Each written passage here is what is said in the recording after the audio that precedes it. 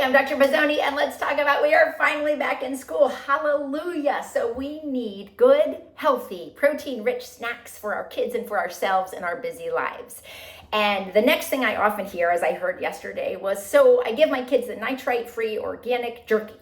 Let's talk about this. Let's talk about processed meats. Why do we want this? Well, because we want easy, quick protein, because protein is important, but not all protein is created equal. Why are we concerned about the nitrites? Because we recognize the risk of processed meats. Yes, the only concern here that I think is not being emphasized is that the risk is not only due to the nitrites, that's one of them. So let's boil down that and first define what is a processed meat and what are the risks we're concerned about. A processed meat is defined as any meat that has been processed by being breaded, seasoned, preserved with smoking, curing, salting, or any chemical preservative.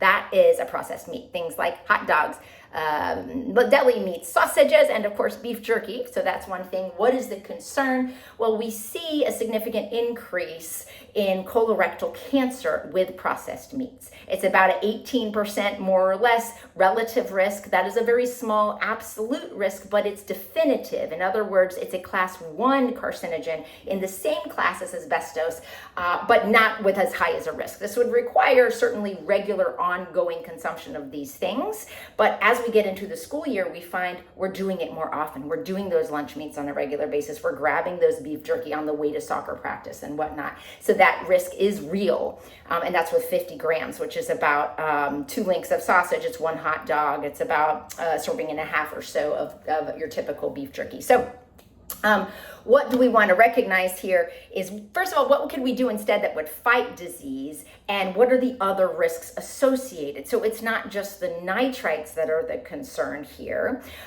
When we see this nitrite-free option, often they are substituting it with a plant-based derivative that comes from celery. Okay, that sounds pretty cool, right? But in actuality, when that nitrate is combined with the meat and gets into you and gets into the meat and then gets into you, it actually still converts to the nitrosamine compound that drives that inflammation and cancer risk to the colon. Okay, and in the background, we know that colorectal cancer has doubled. The rates have doubled in young adults over the last 30 years.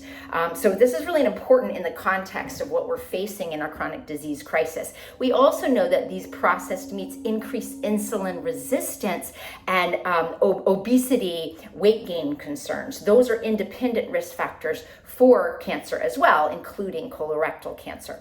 So this is important because they're often high in calorie, they're often high in saturated fat, which promotes more inflammation and so on. So the thing to know about is, number one, many of these things that say they are synthetic nitrate-free are actually still causing the same conversion in your gut. There are a few products that are truly nitrite-free, but recognize if they are combined with heme iron, such as in the case of, say, deli roast beef or other beef jerky, then they still have this potential for conversion in your gut that comes from the heme iron. The other things to recognize is that it's never just one thing. These meats are often cooked and grilled at high temperatures or smoked. So that is another independent process that increases carcinogen. So what can we do instead? That's what we want to know. This is not about fear. This is about power. And we are all trying our best to feed our kids in a quick and busy lifestyle. So what can we do? Well, if we increase vegetables, fruits, plants that have antioxidants that can help combat this process, that's a great first step. We know that if we increase vegetable and fruit servings, plant-based lean protein servings, this helps us reduce this risk. So increasing fiber. So maybe instead of grabbing that beef jerky, we could do one of those packed edamame snacks or chickpea snacks, or we could do ants on a log, such as a nut butter on some organic celery with some raisins. That's so fun and delicious. I actually really love that even right now.